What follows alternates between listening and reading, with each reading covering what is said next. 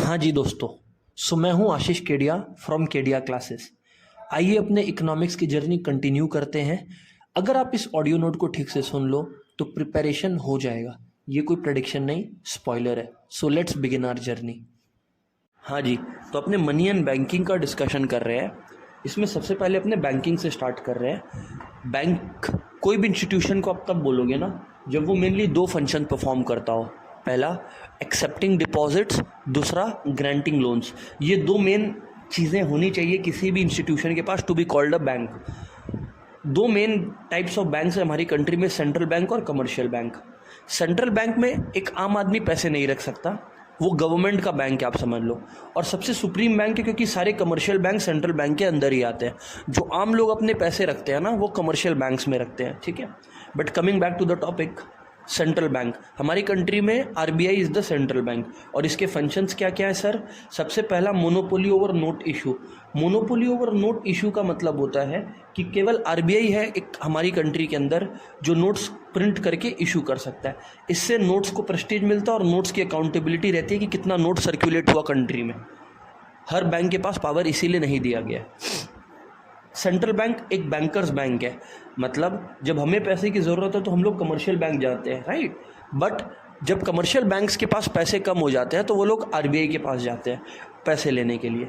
Similarly government को कोई advice चाहिए मॉनेटरी पॉलिसी से रिलेटेड, या गवर्नमेंट को कोई मनी लैंड या बोरो करना है तो वो सेंट्रल बैंक के थ्रू ही होता है। और final and the most important function of central bank, credit control. Economy में कितना लोन सर्कुलेट होगा, कितने पैसे सर्कुलेट होंगे, इसको बोलते हैं क्रेडिट कंट्रोल। ये आरबीआई डिसाइड करता है। हाल ये बात सच है कि कमर्शियल बैंक्स लोन देते हैं पब्लिक को, बट इसको कंट्रोल आरबीआई करता है। It is controlled by RBI.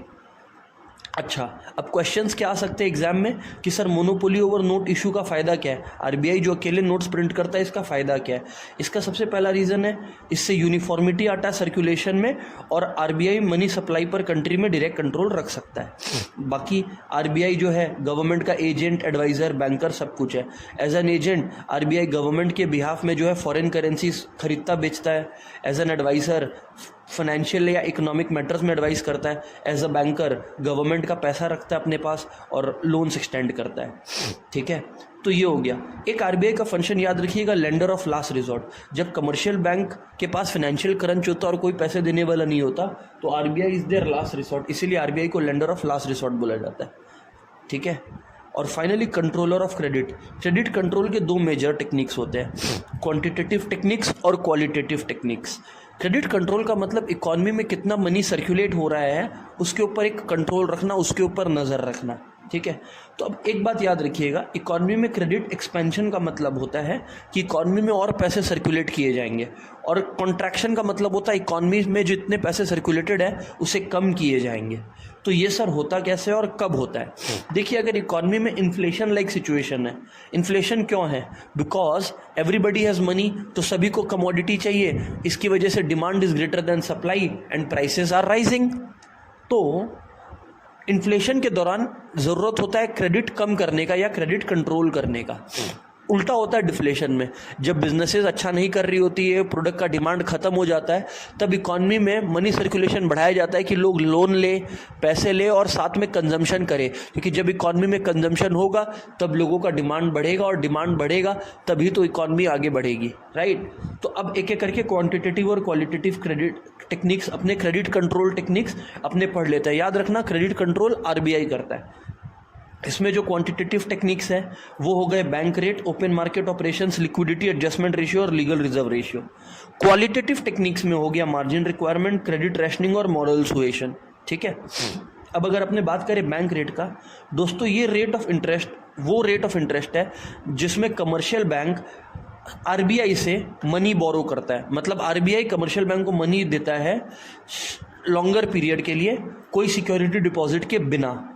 Inflation के टाइम पे आरबीआई बैंक रेट बढ़ा देता है, जिससे कमर्शियल बैंक को भी लोन जब पब्लिक को देना होगा उसको भी बढ़ाना पड़ेगा, सो इकॉनमी में क्रेडिट कम होता है। डिफ्लेशन के दौरान आरबीआई चाहता है इकॉनमी में पैसे सर्कुलेट हो, तो वो बैंक रेट कम कर देता है, तो कमर्शियल बैंक्स के लिए भी पॉसिबल हो जाता है कि वो लोगों को जो है ईजिली या चीप रेट में लोन दे सके। एंड सो क्रेडिट एक्सपैंड हो जाता है। ये हो गया bank rate.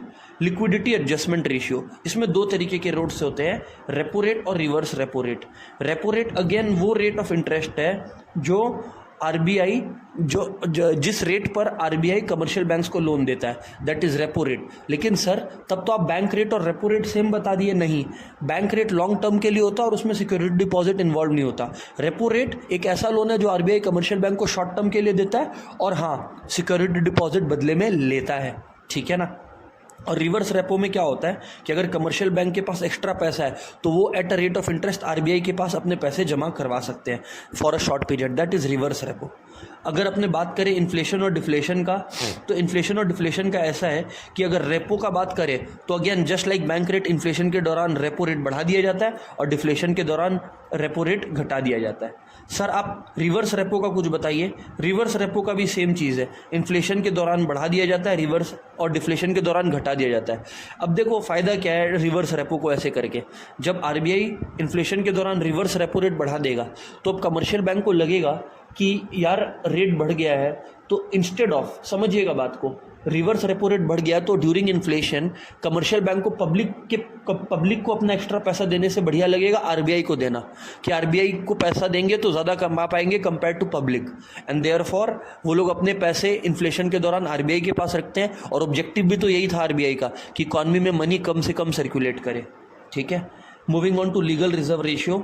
Legal reserve ratio का मतलब होता है एक ऐसा रेट जो आरबीआई फिक्स करता है और कमर्शियल बैंक को आरबीआई के पास पैसे जमा करने पड़ते हैं। कमर्शियल बैंक को आरबीआई के पास पैसा जमा करने पड़ते हैं, जितना रेट पे जमा करने पड़ते हैं वो लीगल रिजर्व रेशियो है।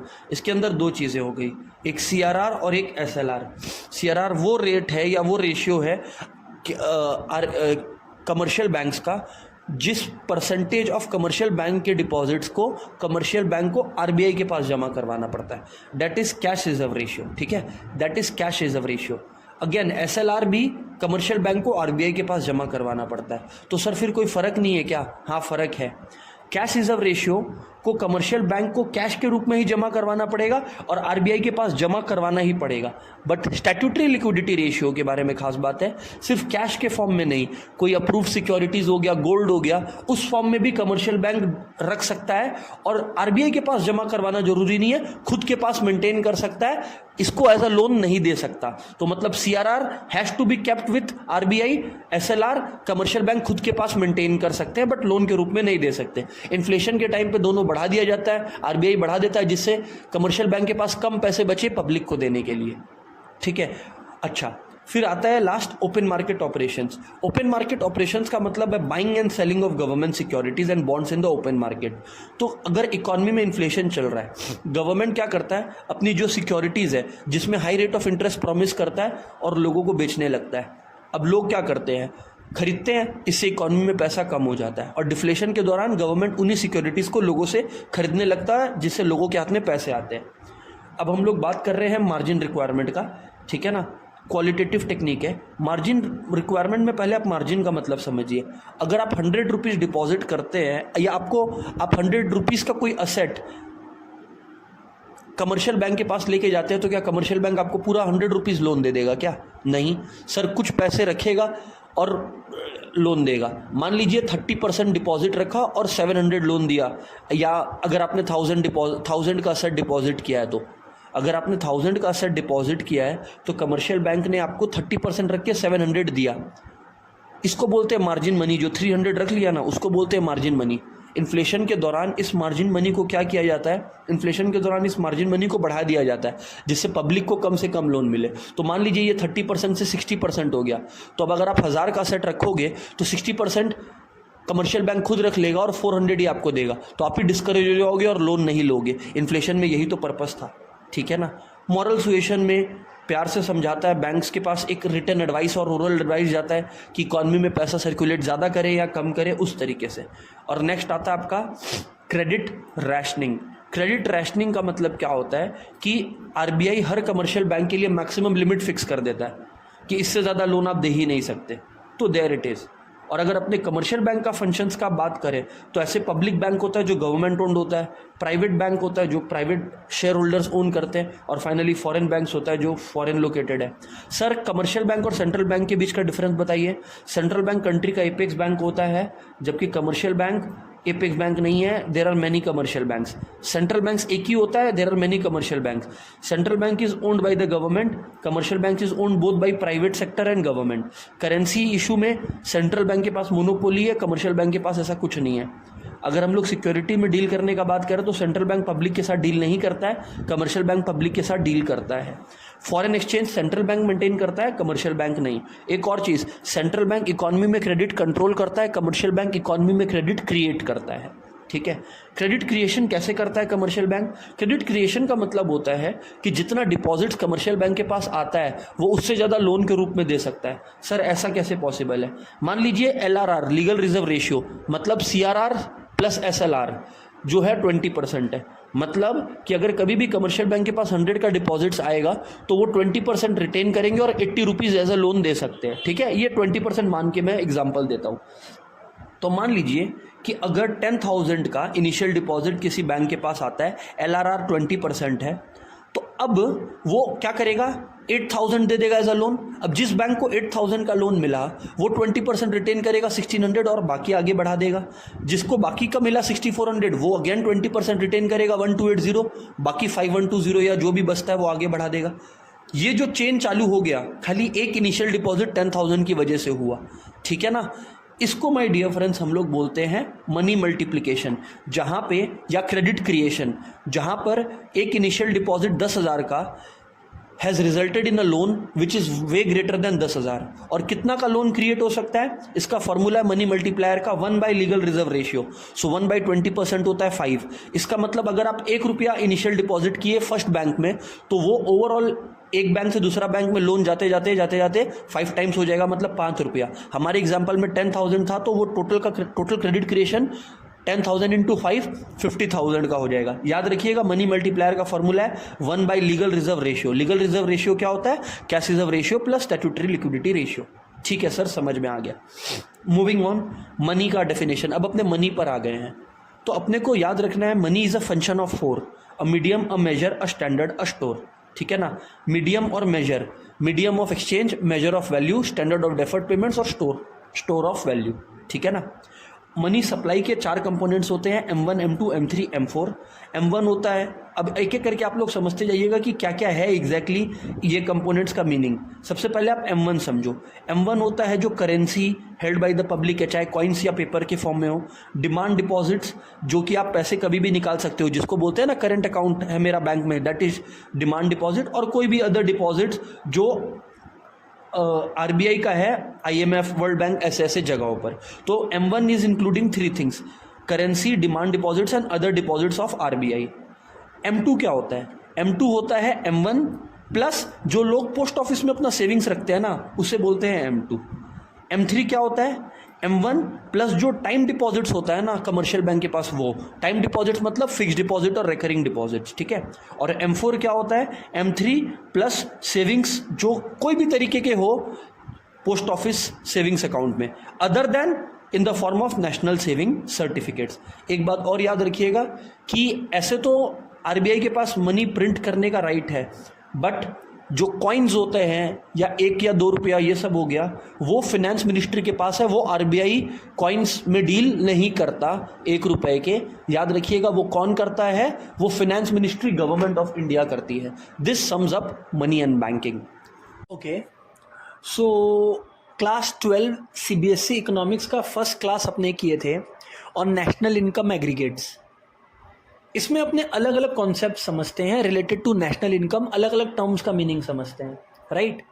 इसमें सबसे पहले अपने एक बात याद रखेंगे कि जब कोई गुड्स एंड सर्विसेज अपने प्रोड्यूस करके सेल करते हैं तभी इनकम जनरेट होता है। इसीलिए नेशनल इनकम या पूरे मैक्रो इकोनॉमिक्स की वर्ल्ड में जब भी हम लोग कोई वर्ड बोलेंगे इनकम, जब भी हम लोग कोई वर्ड बोलेंगे इनकम, तो इनकम और एक वर्ड है प्रोडक्ट, हम लोग इसको इंटरचेंजेबली यूज करेंगे। मतलब जब मैं बोलूंगा प्रोडक्ट, आपको समझना है इनकम, ठीक है ना, बिकॉज प्रोडक्शन ऑफ प्रोडक्ट की वजह से ही इनकम जनरेट होता है। तो product and income word interchangeably use होता है। नंबर 1।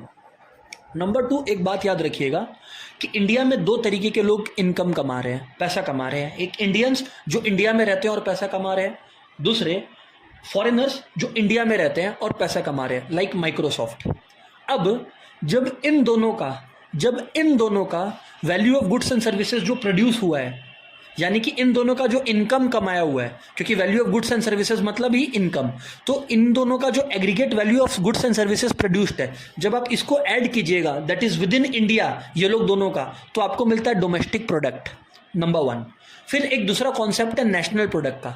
नेशनल प्रोडक्ट में आप क्या करते हो, इंडियंस जो इंडिया में पैसा कमा रहे हैं प्लस जो इंडियंस है जो फॉरेन में पैसा कमा रहे हैं, इंडियंस जो इंडिया में कमा रहे हैं और फॉरेनर्स बोल रहा हूं, इंडियंस जो फॉरेन में पैसा कमा रहे हैं। फिर से बोलो सर, इंडियंस जो इंडिया में पैसा कमा रहे हैं और इंडियंस जो फॉरेन कंट्री में पैसा कमा रहे हैं, जब आप इन दोनों का aggregate value of goods and services को ऐड कीजिएगा तो आपको मिलेगा नेशनल प्रोडक्ट।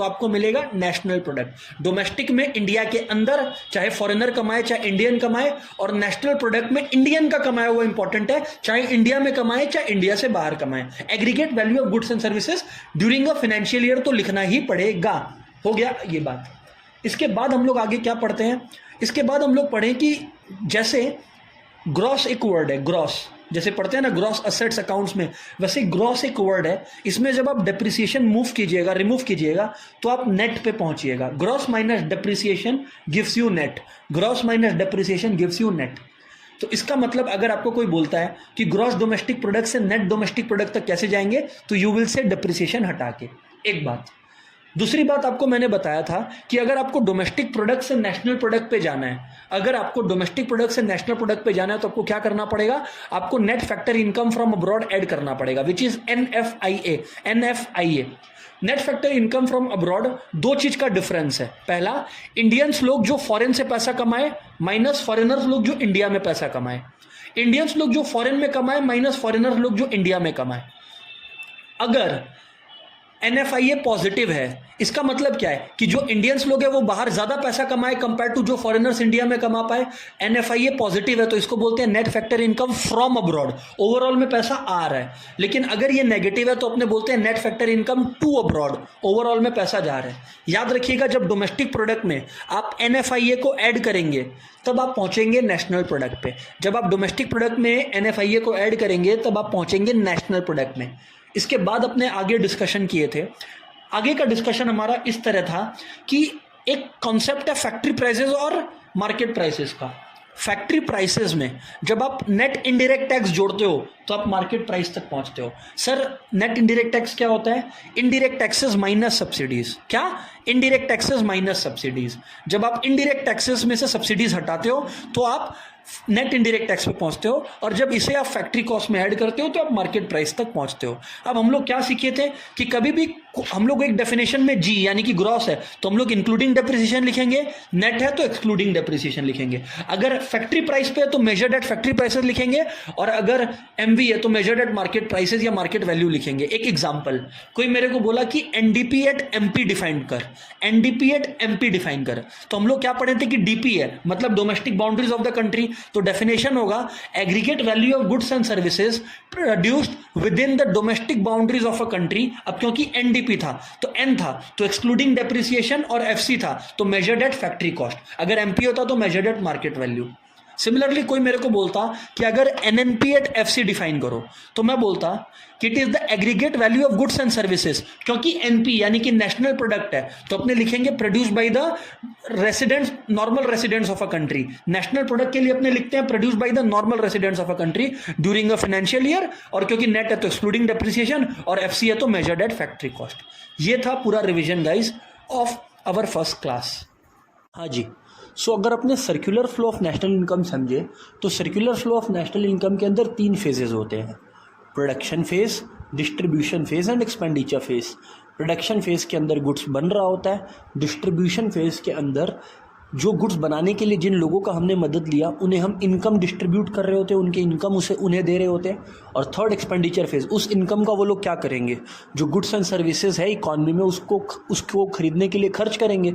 इसीलिए production phase, distribution phase and expenditure phase. Circular flow में कुछ कॉन्सेप्ट्स है, पहले वो समझ लो तो सर्कुलर फ्लो समझ में आएगा। पहला कॉन्सेप्ट है रियल फ्लो, दूसरा है मनी फ्लो। रियल फ्लो मतलब जब इकोनॉमी में गुड्स एंड सर्विसेज फ्लो कर रहा होता है। फिर से रिपीट कर दूं, जब इकोनॉमी में गुड्स एंड सर्विसेज फ्लो कर रहा होता है ना, वो होता है रियल फ्लो। मान लीजिए आप एक दुकान में गए, चिप्स का पैकेट खरीदे, तो चिप्स का दुकानदार का आपको चिप्स देना वो रियल फ्लो है, बट बदले में जो आप उसे पैसे दे रहे हो ना, वो मनी फ्लो कहलाता है। तो real flow is flow of goods and services, money flow is payment for goods and services या पेमेंट फॉर फैक्टर सर्विसेज। ठीक है ना? ओके सर, तो ये हो गया अपने लोग का रियल एंड मॉनेटरी फ्लो। इसके बाद अगर अपने बात करें, एक कॉन्सेप्ट होता है इंजेक्शन और एक कॉन्सेप्ट होता है लीकेज। इकॉनमी में जब भी पैसा ऐड हो रहा होता है किसी कारण से, जैसे मान लो बैंक ने किसी को लोन दिया, दैट इज एन इंजेक्शन। ठीक है, बट गवर्नमेंट ने टैक्स लगा के आपका इनकम कर दिया कम, अगर गवर्नमेंट ने आपका इनकम कर दिया कम टैक्स लगाकर, that is a leakage. Economy में हम लोग सर्कुलर फ्लो में 4 सेक्टर्स मानते हैं। हाउस होल्ड सेक्टर, जिसका 2 मेजर फंक्शन होता है, वो एक फैक्टर सर्विसेज प्रोवाइड करता है, क्योंकि वही लोग तो जाके फैक्ट्रियों में काम करते हैं या ऑफिसेज में काम करते हैं ना। और दूसरा house hold sector consumer of goods and services है।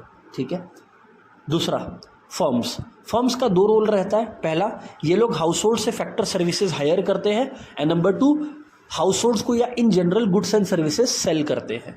ठीक है, फैक्टर सर्विसेज खरीदते हैं एंड उससे बनाकर गुड्स एंड सर्विसेज बेचते हैं। गवर्नमेंट क्या करता है? गवर्नमेंट इकॉनमी में टैक्सेस लगाता है, सब्सिडीज प्रोवाइड करता है, इकॉनमी में प्रोडक्शन कैरी आउट करता है। ठीक है ना? फैक्टर सर्विसेज हाउस होल्ड्स का ये भी हायर करता है, और गुड्स एंड सर्विसेज फर्म से ये भी खरीदता है गवर्नमेंट। और रेस्ट ऑफ द वर्ल्ड के साथ 2 रिलेशन होता है, एक्सपोर्ट एंड इम्पोर्ट का। ठीक है ना? अब अगर अपने 2 सेक्टर मॉडल में है, तो 2 सेक्टर मॉडल में अपने कंसीडर करते हैं, बैंक को बीच में रखते हैं, हाउस होल्ड को और फर्म्स को कंसीडर करते हैं। अगर 3 सेक्टर होता है तो हाउस होल्ड हो गया, फर्म्स हो गया और गवर्नमेंट हो गया। 4 सेक्टर है तो हाउस होल्ड, फर्म, गवर्नमेंट और रेस्ट ऑफ द वर्ल्ड होता है। ठीक है ना? अगर टोटल इंजेक्शन या लीकेज बात करें तो कुल मिला के आप इंजेक्शंस में देखो तो गवर्नमेंट ने जो अपने को सब्सिडीज दी, फार्मर्स को देता है ना, फार्मर्स बोल लो या प्रोड्यूसर्स को, वो होता है सब्सिडी, वो एक इंजेक्शन है। ट्रांसफर पेमेंट्स, जहाँ पे गवर्नमेंट लोगों को पेंशन दे रहा है, ठीक है, तो वो एक इंजेक्शन है। तो ट्रांसफर पेमेंट एक इंजेक्शन। और साथ ही साथ एक्सपोर्ट, जब इकॉनमी से बाहर आप गुड्स एंड सर्विसेज एक्सपोर्ट करते हो तो पेमेंट आता है, वो एक इंजेक्शन है। और लीकेजेस कौन कौन से है सर? इंपोर्ट करने पर इकॉनमी से जो पैसे बाहर जा रहे हैं वो एक लीकेज है। गवर्नमेंट जो हमसे टैक्स ले रहा है वो एक लीकेज है। और फाइनली अगर आप ध्यान से सोचें तो सिमिलरली लीकेज होगा, जो आप लोग एक अपने लीकेज में पढ़ लिए टैक्सेस के बारे में, एक अपने पढ़ लिए जो अपने लोग इंपोर्ट कर लिए, वो हो गया लीकेज। और तीसरा हो गया सेविंग्स, अगर आपने कुछ पैसे सेव कर लिए इकॉनमी में नहीं डाले, वो भी एक लीकेज हो गया। अब 2 सेक्टर में या हो 3 सेक्टर हो, याद रखना रियल फ्लो एक कंप्लीट एरो से बनाना और मनी फ्लो हमेशा डॉटेड लाइन से बनाना, डॉटेड एरो से बनाना। ठीक है ना? हाउस होल्ड से फर्म फ्लो करता है फैक्टर सर्विसेज, और इसके बदले में फर्म्स देते हैं फैक्टर पेमेंट, जो कि मनी फ्लो हो गया। सिमिलरली फर्म से हाउस होल्ड रियल फ्लो होता है गुड्स एंड सर्विसेज, जिसके बदले में फैक्टर पेमेंट। ठीक इसी तरह से आप गवर्नमेंट और रेस्ट ऑफ द वर्ल्ड के साथ रिलेशन ढूंढिए। हाउस होल्ड गवर्नमेंट को फैक्टर सर्विसेज प्रोवाइड करता है, गवर्नमेंट फैक्टर पेमेंट देता है। हाउस होल्ड गवर्नमेंट को टैक्सेस देते हैं, गवर्नमेंट जो है हाउस होल्ड्स को ट्रांसफर पेमेंट देता है। ठीक है ना? तो ये रिलेशन है। और वैसे ही गवर्नमेंट फर्म से गुड्स एंड सर्विसेज परचेज करता है, जिसका उन्हें पेमेंट करता है। फर्म्स से गवर्नमेंट टैक्सेस लेता है और साथ ही साथ फर्म्स को गवर्नमेंट सब्सिडीज प्रोवाइड करता है। और रेस्ट ऑफ द वर्ल्ड के साथ आपको पता है house holds again rest of the world को भी फैक्टर सर्विसेज प्रोवाइड करते हैं और उनसे इंपोर्ट्स लेते हैं। फर्म्स भी रेस्ट ऑफ द वर्ल्ड से एक्सपोर्ट या इंपोर्ट का रिलेशनशिप रखते हैं। तो ये चीज़ है। This sums up circular flow. इसमें अपने लोग तीनों नेशनल इनकम के मेथड्स रिवाइज कर रहे हैं। 3 methods and this is the order in which we had discussed that. Expenditure method, income method और वैल्यू एडेड मेथड।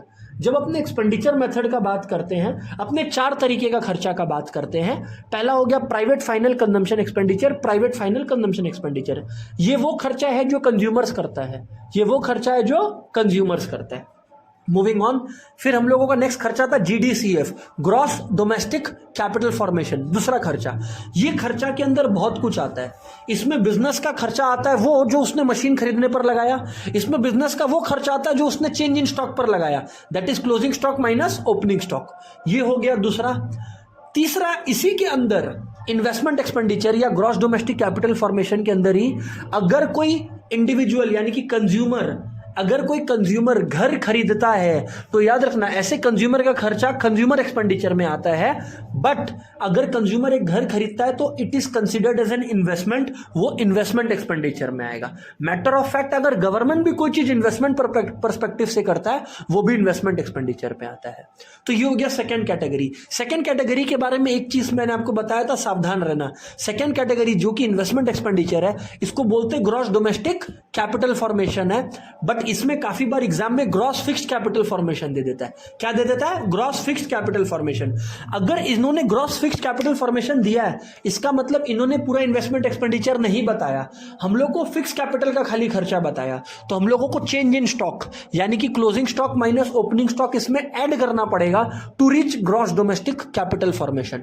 तो अभी तक दोस्तों एक्सपेंडिचर मेथड के अंदर दो खर्चे निकल कर आए, प्राइवेट फाइनल कंजम्पशन एक्सपेंडिचर और दूसरा ग्रॉस डोमेस्टिक कैपिटल फॉर्मेशन, जिसमें ग्रॉस फिक्स कैपिटल फॉर्मेशन और चेंज इन स्टॉक दोनों इंक्लूडेड है। ये दोनों खर्चा होने के बाद आप लोगों का तीसरा खर्चा आता है गवर्नमेंट एक्सपेंडिचर और फाइनल खर्चा आता है आपका नेट एक्सपोर्ट्स। तीसरा खर्चा आता है गवर्नमेंट एक्सपेंडिचर और फाइनल खर्चा आता है आपका नेट एक्सपोर्ट्स। आप इन सारे खर्चों को जोड़ते हैं, आप इन सारे खर्चों को जोड़ते हैं and where do you reach sir? We reach GDP at MP, we reach GDP at MP. याद रहे आप लोग को, एक्सपेंडिचर मेथड में जब आप सारे खर्चों को जोड़ेंगे आप जीडीपी एट एमपी पे पहुंचेंगे।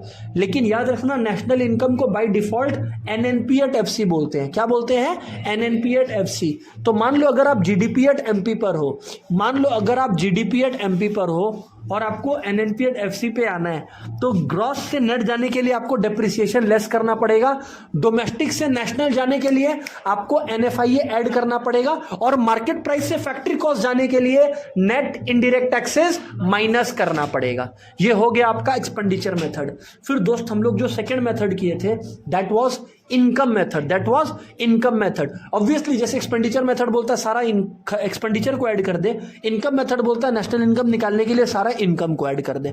अब यार इनकम का जब हम लोग बात करते हैं ना यहाँ पर, तो अपने लोग का वापस से क्लासिफिकेशन पैदा होने लगता है। सबसे पहला होता है compensation of employees. Compensation of employees मतलब एम्प्लॉइज को मिला हुआ सैलरी। वो जो सैलरी मिला हुआ है दोस्तों एम्प्लॉइज को, ये किसी भी रूप में हो, काइंड में हो या कैश में हो। काइंड का मतलब हो गया यार आपको जो है, मान लो कि काइंड का मतलब हो गया आप लोगों को, मान लो कि यार एक घर दे दिया रहने के लिए। अब उस घर का जो लॉजिकल वैल्यूएशन है वो है 10,000 पर मंथ, तो 1,20,000 रुपया हो गया। तो जो रेंट का वैल्यूएशन है यानी कि फ्री कमोडिटी अगर आपको मिल रहा है उसका वैल्यू है, वो कंपेंसेशन में इंक्लूड होगा। अगर आपको कंपेंसेशन कैश के अंदर मिल रहा है, अगर आपको कंपेंसेशन कैश में मिल रहा है वो भी इंक्लूड होगा। एक और चीज कंपेंसेशन ऑफ एम्प्लॉइज में ऐड होता है दोस्तों, अगर आप लोग भूल रहे हैं तो याद दिला दे, employer's contribution to any kind of provident fund and any kind of scheme. याद रखिएगा जब आप कंपेंसेशन ऑफ एम्प्लॉइज कंप्यूट करते हैं, एम्प्लॉइज कंट्रीब्यूशन नहीं आता क्योंकि एम्प्लॉइज कंट्रीब्यूशन ऑलरेडी इंक्लूडेड रहता है। आपको employers contribution to provident fund या अनदर स्कीम्स ऐड करना पड़ेगा। ये हो गया पहली इनकम की कैटेगरी, कंपेंसेशन ऑफ एम्प्लॉइज। उसके बाद यार दूसरा आता है mixed income of self employed. यार mixed income of self employed के अंदर एक इंडिविजुअल जिसका इनकम को आप बाइफरकेट नहीं कर पा रहे हो, मतलब मान लो कि यार एक डेंटिस्ट है, वो डेंटिस्ट के पास 2 रूम्स अवेलेबल है, एक में वो रह रहा है, एक में वो अपना काम कर रहा है इन द सेंस कि जो भी अपना क्लाइंट्स है या बेसिकली पेशेंट्स है उनको मीट कर रहा है, और ऊपर में जो फ्लैट है एक ठो उसको वो रेंट पे दे रहा है।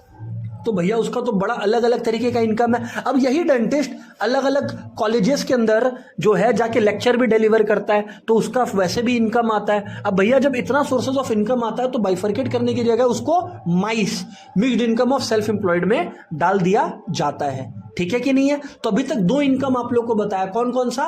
कंपेंसेशन ऑफ एम्प्लॉइज और mixed income of self employed. तीसरा आता है, आप लोग को मैं बताया था याद रखने का तरीका, ये जो तीसरा केस है ये आपका, इसको हम लोग ऑपरेटिंग सरप्लस बोलते हैं। इसके अंदर 4 चीजें इंक्लूडेड है, rent, royalty, interest, profit. Rent, royalty, interest, profit. Simply speaking इसको याद रखने का तरीका है, वो इनकम जो तब जनरेट होता है जब आपके पास किसी रिसोर्स की ओनरशिप हो। मेरे पास रेंट आता है जब मेरे पास जमीन हो, मेरे पास रॉयल्टी आता है जब मेरे पास किसी चीज का पेटेंट हो, मेरे पास इंटरेस्ट आता है जब मेरे पास पैसा हो जो मैंने किसी को लोन दिया हो, और मेरे पास प्रॉफिट आता है जब मेरे पास एक बिजनेस का ओनरशिप हो। तो यानी कि कुल मिलाकर मैंने 3 हेडिंग्स मेनली आपको बताया, 3 मेजर हेड्स बताया आपको। कौन से 3 मेजर हेड्स बताया आप लोगों को? कंपेंसेशन ऑफ एम्प्लॉइज जिसके अंदर कैश काइंड और employers contribution to provident fund बताया, सेकंड कैटेगरी में आपको लेकर गया और आपको बताया mixed income of self employed, और थर्ड कैटेगरी में आपको लेकर गए जहां पे आपको ऑपरेटिंग सरप्लस के बारे में बताया, which was the sum total of rent, royalty, interest and profit. Rent, royalty, interest and profit.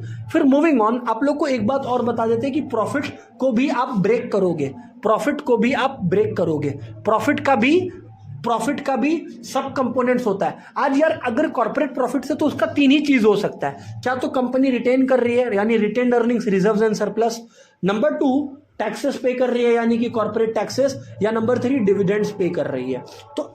तो अगर कभी भी एग्जाम में अगर आपको प्रॉफिट्स नहीं दिया हुआ है बट ये तीनों दिया हुआ है तो इन तीनों को जोड़ के प्रॉफिट आएगा। किन तीनों को जोड़ के?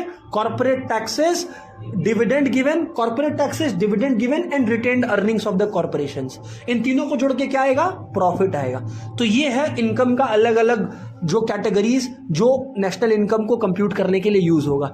माइंड यू कि एक्सपेंडिचर मेथड बोलता था कि सारा एक्सपेंडिचर को जोड़ दो तो जीडीपी एट एमपी पे पहुंच जाओगे, इनकम मेथड बोलता है सारा इनकम को जोड़ दो तो एनडीपी एट एफसी पे पहुंचोगे, जीडीपी एट एमपी पे नहीं, एनडीपी एट एफसी पे पहुंचोगे। Third method value added method.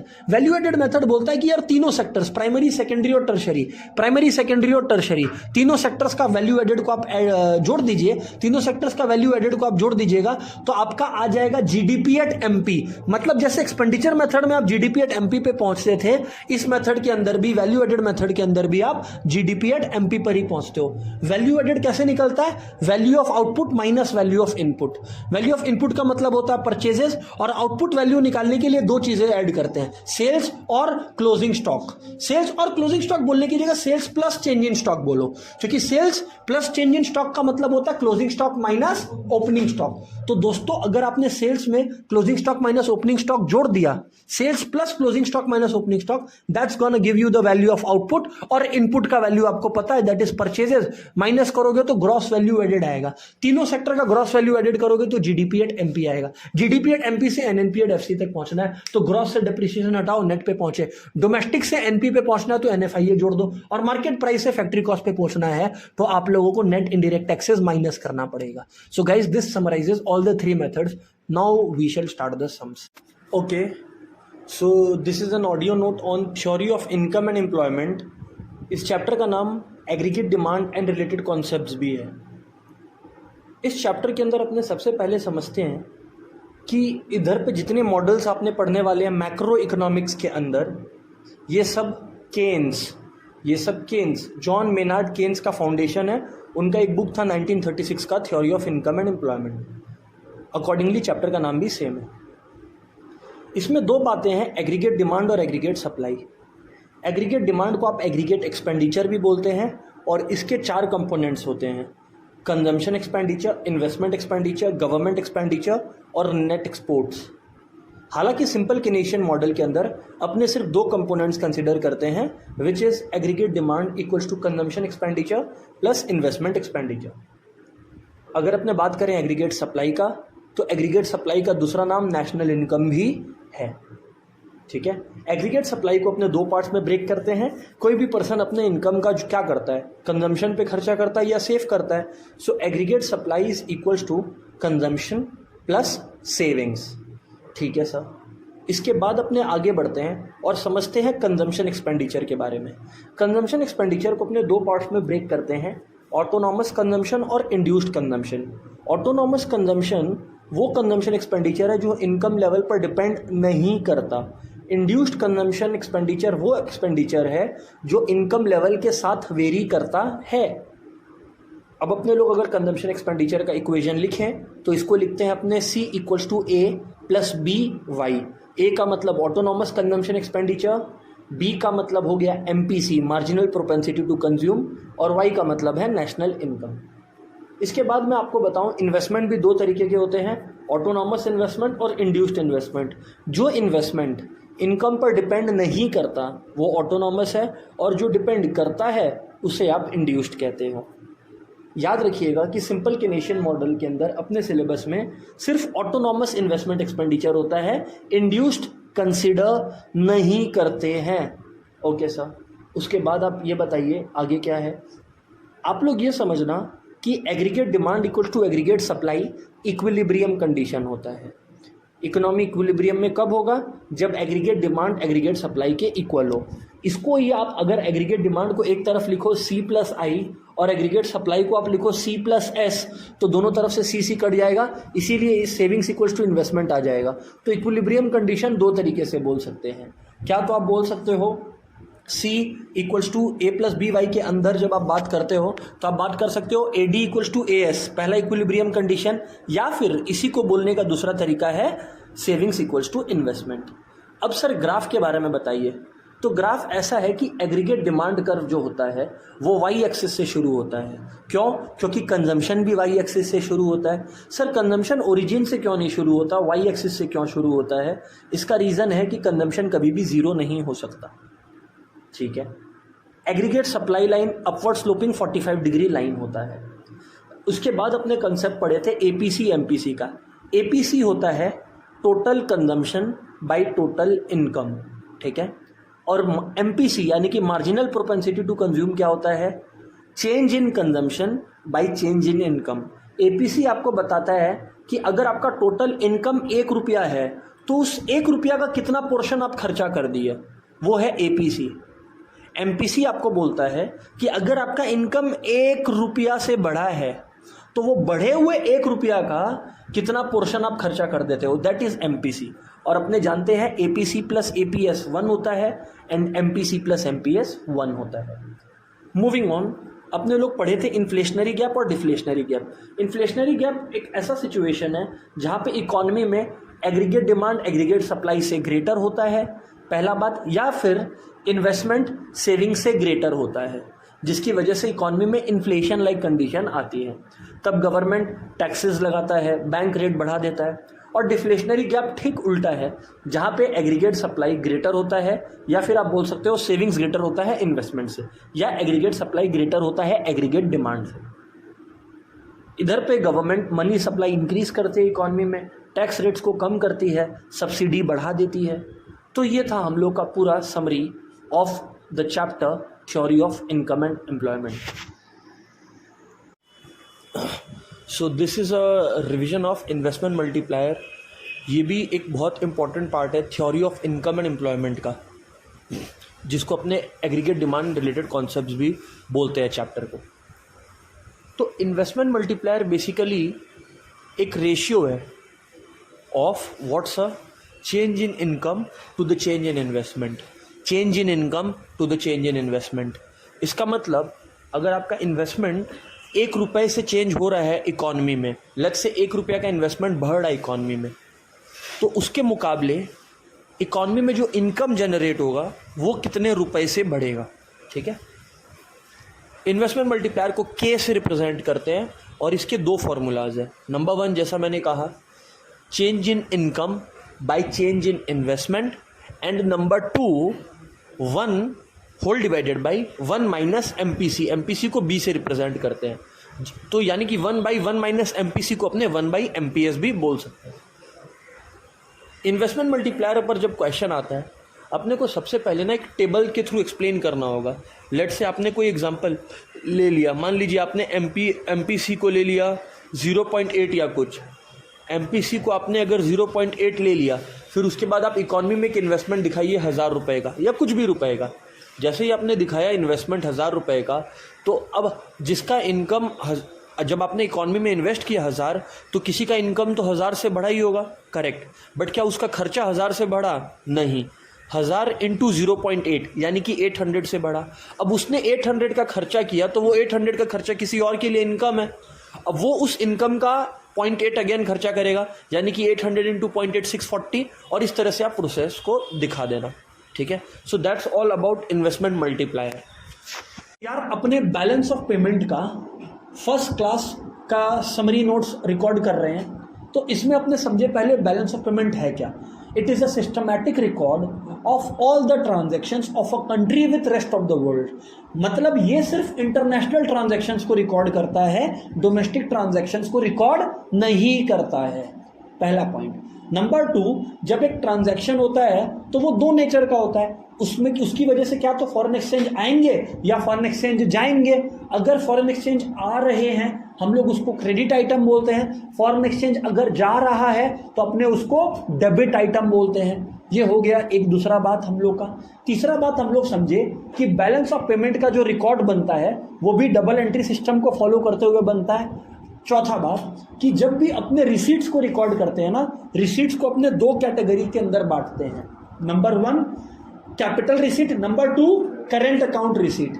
अगर कोई चीज कैपिटल अकाउंट रिसीट है इसका मतलब उस पैसे के आने की वजह से, अभी ध्यान से सुनना, क्या तो असेट्स का कम हुआ है या तो आपका लायबिलिटी बढ़ा है कैपिटल अकाउंट रिसीट की वजह से। और करंट अकाउंट रिसीट में ऐसा कोई इंपैक्ट नहीं आता। वहीं पर कैपिटल अकाउंट पेमेंट के अंदर क्या तो आपने कोई लायबिलिटी रिपे कर दिया है या आपने कोई असेट्स इंक्रीज कर लिया है, इस वजह से कैपिटल अकाउंट पेमेंट हुआ। करंट अकाउंट पेमेंट में ऐसा कुछ भी नहीं आता। थोड़ा और डिटेल में हम लोग गए, थोड़ा और जूम किए टॉपिक के अंदर, फिर हम लोग करंट अकाउंट के अंदर आए। करंट अकाउंट के अंदर हम लोग समझे कि 3 तरीके का मेनली ट्रांजैक्शंस आता है। एक आता है विजिबल ट्रेड। विजिबल ट्रेड का मतलब है जहां पर आप गुड्स का ट्रेडिंग कर रहे हैं। जब आप बात बैलेंस ऑफ इनविजिबल ट्रेड का करते हैं जो कि दूसरा चीज है, तब आप सर्विसेज का बात कर रहे हैं। और फिर आता है यूनिलैटरल्स, मतलब जैसे गिफ्ट्स हो गया, डोनेशंस हो गया, जहां बदले में कुछ नहीं आता। अच्छा, जो मैंने वो सर्विसेज वाला पॉइंट बोला था यानी कि बैलेंस ऑफ इनविजिबल ट्रेड, इसके अंदर दोस्तों 2 चीजें आती है। पहली चीज आती है फैक्टर इनकम, दूसरा non factor income. Factor income के अंदर आ गया आपका प्रॉफिट, इंटरेस्ट और डिविडेंड, और नॉन फैक्टर इनकम के अंदर आपका आ गया ट्रैवलिंग, टूरिज्म एंड इंटरेस्ट जो आप अर्न कर पा रहे हो। फिर हम लोग थोड़ा सा और अंदर एंटर किए और कैपिटल में गए। कैपिटल अकाउंट नेचर्स के अंदर हम लोग देखे external assistance, net FDI, net borrowings, ये सब आते हैं। ये जो मैंने बोला net external assistance, net borrowings, net FDI या नेट एफपीआई, दोस्तों ये चारों ऑटोनॉमस है क्योंकि ये तो अदरवाइज भी हो रहे होते हैं।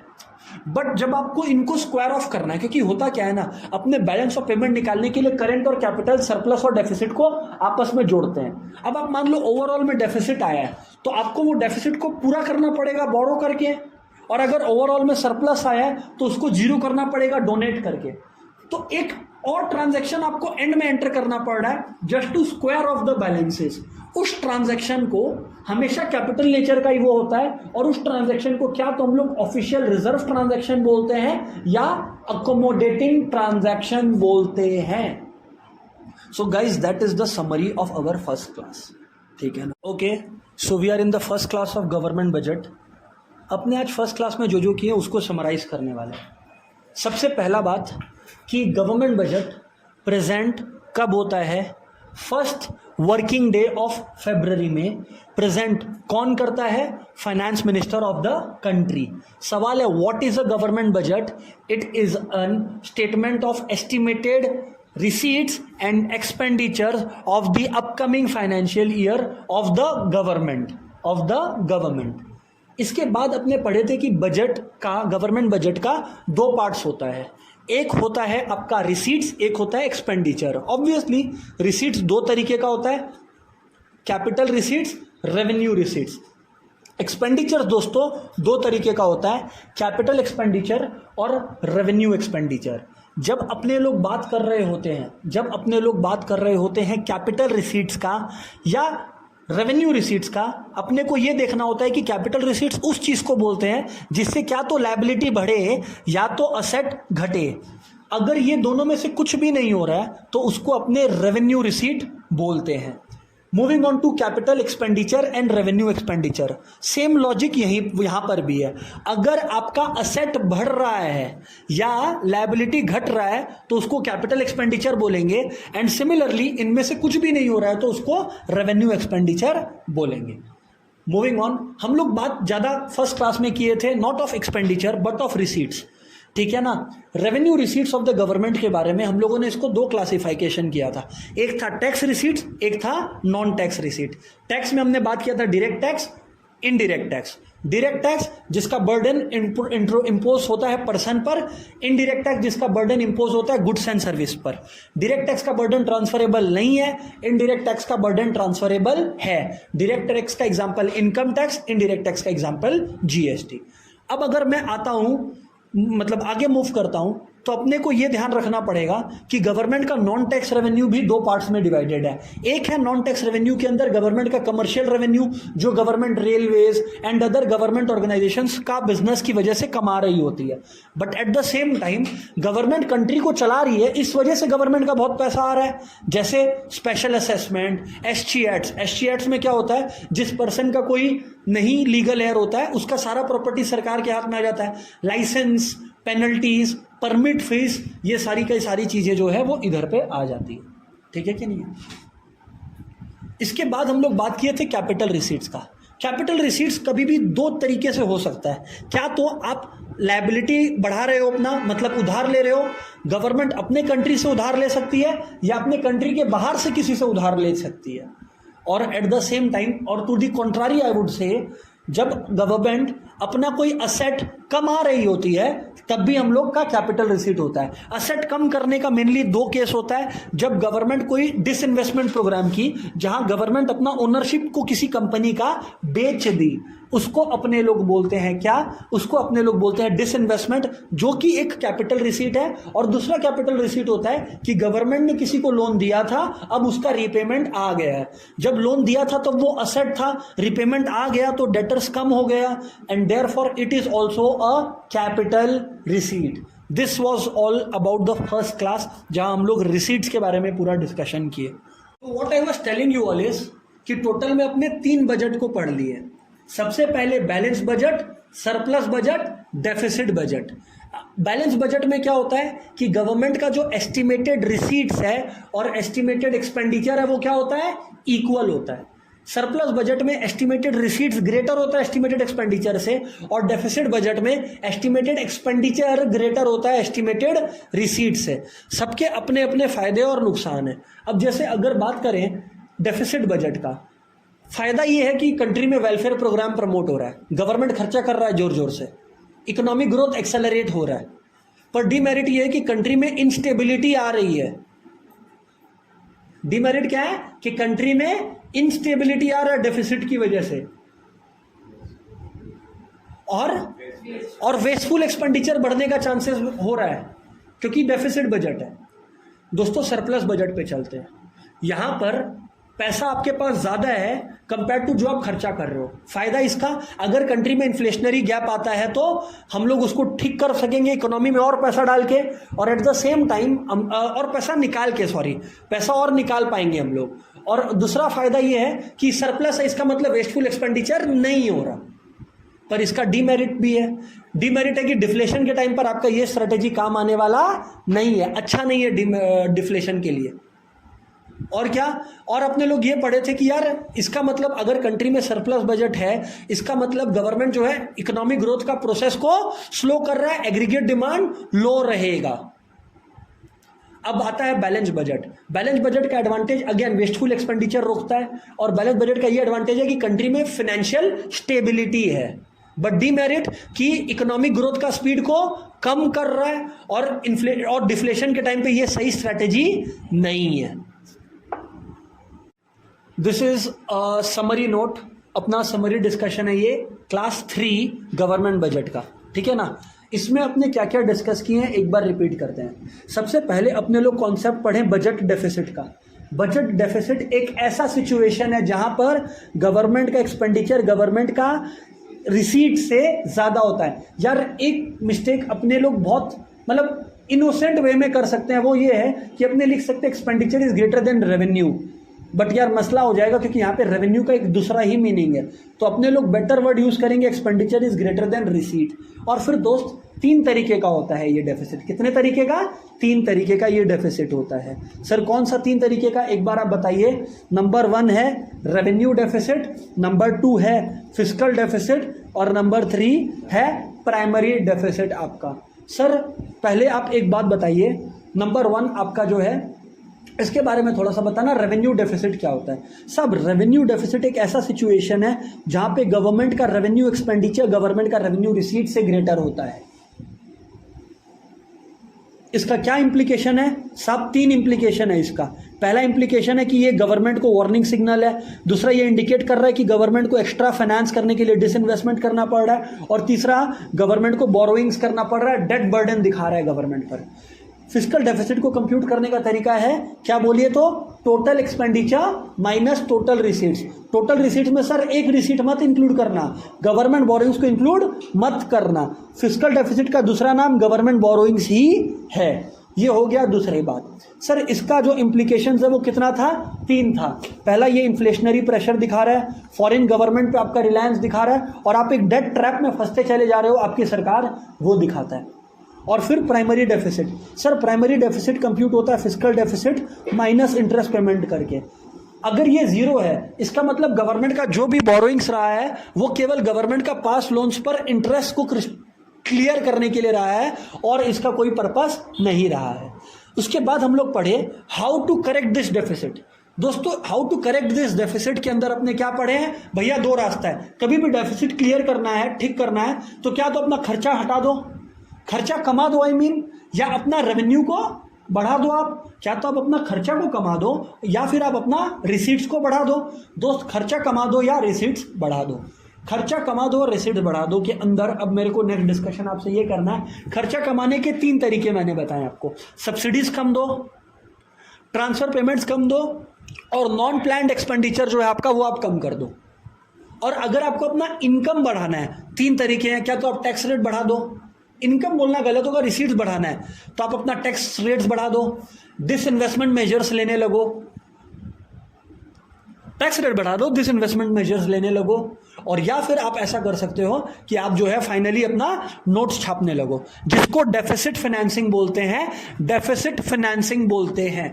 डेफिसिट फाइनेंसिंग की वजह से कौन सा बर्डन होगा इकोनॉमी पर, इन्फ्लेशनरी प्रेशर। क्यों होगा इन्फ्लेशनरी प्रेशर, क्योंकि जब आप नोट्स प्रिंट करिएगा लोगों के हाथ तक पैसा पहुंचेगा, everybody's purchasing power will increase, because of which demand for the limited products will increase, because of which prices will rise, hence causing inflation.